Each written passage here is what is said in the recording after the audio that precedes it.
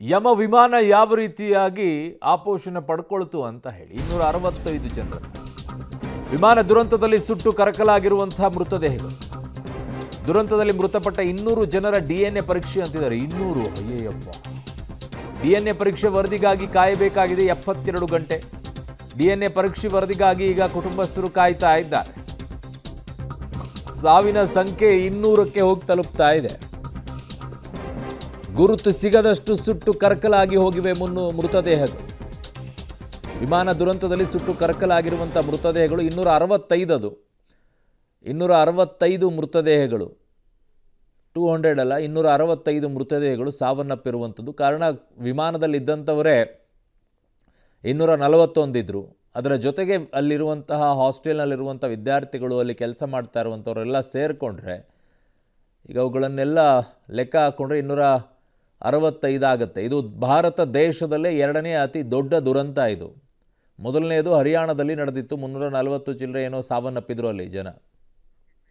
ನನ್ನ ಸಹೋದ್ಯೋಗಿ ಈಗ ಲೋಕೇಶ್ ನನ್ನ ಸಂಪರ್ಕಕ್ಕೆ ಸಿಗ್ತಾ ಇದ್ದಾರೆ. ಲೋಕೇಶ್, ಸಾಮಾನ್ಯವಾಗಿ ಈ ರೀತಿಯಾದಂಥ ಸುಟ್ಟು ಕರಕಲಾಗಿರುವಂಥ ದೇಹಗಳ DNA ಟೆಸ್ಟ್ ಮಾಡಿ ಸಮಯಾವಕಾಶ ಎಷ್ಟು ಬೇಕಾಗುತ್ತೆ, ಆಮೇಲೆ ಕ್ಲಿಯರ್ ಕಟ್ ಆಗಿ ಗೊತ್ತಾಗೋಕ್ಕೆ ಅಲ್ಲಿಯವರೆಗೂ ಕೂಡ ಮೃತದೇಹವನ್ನು ಹಾಗೆ ಇಟ್ಟಿರ್ತಾರಾ ಅವ್ರ ಕುಟುಂಬಸ್ಥರಿಗೆ ಹಸ್ತಾಂತರ ಮಾಡೋಕ್ಕೆ ಹೇಗೆ?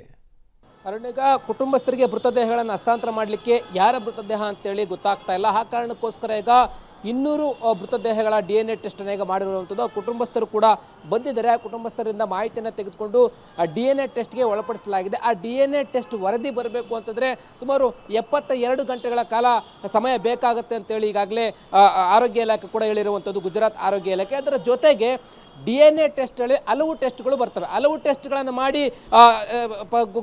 ಗುರುತನ್ನು ಪತ್ತೆ ಹಚ್ಚಬೇಕಾಗತ್ತೆ. ಪ್ರಮುಖವಾಗಿ ಬಿಳಿ ರಕ್ತ ಕಣಗಳು, ಕೆಂಪು ರಕ್ತ ಕಣಗಳು, ಇವುಗಳ ಜೀವಕೋಶಗಳನ್ನು ಒಳಗೊಂಡಂಥ DNA ಟೆಸ್ಟನ್ನು ಮಾಡಬೇಕಾಗುತ್ತೆ. ಹಲವಾರು ರೀತಿಯ ಜೀವಕೋಶಗಳಿರ್ತವೆ. ಆ ಜೀವಕೋಶಗಳನ್ನು ಟೆಸ್ಟ್ಗೆ ಒಳಪಡಿಸಿದ ಸಂದರ್ಭದಲ್ಲಿ ಯಾರ ಮೃತದೇಹ ಯಾರಿಗೆ ಮ್ಯಾಚ್ ಆಗ್ತಾ ಇದೆ ಕುಟುಂಬಸ್ಥರಿಗೆ ಅಂತ ಹೇಳಿ ಪತ್ತೆ ಹಚ್ಚಿ ಆಗ ಆ ಮೃತದೇಹವನ್ನು ಹಸ್ತಾಂತರ ಮಾಡಲಿಕ್ಕೆ ಸಮಯ ಅವಕಾಶ ಆಗುತ್ತೆ. ಇಲ್ಲದೆ ಹೋದರೆ ಹಸ್ತಾಂತರ ಮಾಡಲಿಕ್ಕೆ ಸಾಧ್ಯ ಆಗಲ್ಲ. ಹಾಗಾಗಿ DNA ಟೆಸ್ಟ್ ರಿಪೋರ್ಟ್ ಬರೋವರೆಗೂ ಕೂಡ ಆ ಮೃತದೇಹಗಳ ಹಸ್ತಾಂತರ ಆಗಲ್ಲ. ಆರೋಗ್ಯ ಇಲಾಖೆ ಈಗಾಗಲೇ DNA ಟೆಸ್ಟನ್ನು ಮಾಡ್ತಾ ಇದ್ವಿ ಅಂತೇಳಿ ಎಲ್ಲ ರೀತಿಯಂಥ ಸಿದ್ಧತೆಗಳನ್ನು ಮಾಡಿದೆ. ಈಗಾಗಲೇ ಕಲೆಕ್ಟ್ ಮಾಡಿರುವಂಥದ್ದು. ಆ ಒಂದು ರಿಪೋರ್ಟ್ ಬರಲಿಕ್ಕೆ 72 ಗಂಟೆಗಳ ಕಾಲ ಬೇಕಾಗೋ ಹಿನ್ನೆಲೆಯಲ್ಲಿ ಬಂದ ನಂತರವೇ ಕುಟುಂಬಸ್ಥರಿಗೆ ಹಸ್ತಾಂತರವನ್ನು ಮಾಡಬೇಕಾಗುತ್ತೆ. ಪ್ರಮುಖವಾಗಿ ಬೆಂಕಿಯ ಕೆನ್ನಾಲಿಗೆಗೆ ಮೃತದೇಹಗಳು ಸುಟ್ಟು ಕರಕಲಾಗಿದೆ, ಗುರುತು ಹಿಡಿಯೋದಕ್ಕೆ ಸಾಧ್ಯ ಆಗಲ್ಲ. ಇಂತಹ ಸಂದರ್ಭದಲ್ಲಿ ಮೃತದೇಹಗಳನ್ನು ಪತ್ತೆ ಹಚ್ಚಲಿಕ್ಕೆ ಅಂತೇಳಿ DNA ಟೆಸ್ಟ್ಗಳನ್ನು ಮಾಡ್ತಾರೆ. ಸುಮಾರು 6 ಬಗೆಯ DNA ಟೆಸ್ಟ್ಗಳು ಇರುವಂಥದ್ದು. 6 ಬಗೆಯ DNA ಟೆಸ್ಟ್ಗಳನ್ನು ಮಾಡಿ ಅದೇನಾದರೂ ಕುಟುಂಬಸ್ಥರಿಗೆ ಮ್ಯಾಚ್ ಆಗ್ತಾ ಇದ್ರೆ ಆಗ ಇದು ನಿಮ್ಮ ಸಂಬಂಧಿಕರದೇ, ನಿಮ್ಮ ಕುಟುಂಬದವರದೇ ಮೃತದೇಹ ಅಂತೇಳಿ ಪತ್ತೆ ಹಚ್ಚಿ ಅದನ್ನು ಫೈಂಡ್ ಔಟ್ ಮಾಡಿ ಕುಟುಂಬಸ್ಥರಿಗೆ ಹಸ್ತಾಂತರ ಮಾಡುವಂಥ ಕೆಲಸ ಮಾಡಬೇಕಾಗತ್ತೆ. ಇನ್ನೂ ಕೂಡ ಹಸ್ತಾಂತರ ಆಗಿಲ್ಲ. 72 ಗಂಟೆಗಳ ಕಾಲ ಕುಟುಂಬಸ್ಥರು ಕೂಡ ಕಾಯಬೇಕಾಗತ್ತೆ. ಈಗಾಗಲೇ ಆಸ್ಪತ್ರೆ ಮುಂಭಾಗದಲ್ಲಿ ಕುಟುಂಬಸ್ಥರು ಇರುವಂಥದ್ದು. ಮೃತದೇಹಗಳನ್ನು ಕೊಡಿ ಅಂತಲೂ ಕೂಡ ಈಗಾಗಲೇ ಅವರು ಆಗ್ರಹವನ್ನು ಮಾಡ್ತಾ ಇದ್ದಾರೆ. ನೋವಿನಲ್ಲೇ ಇರುವಂಥದ್ದು.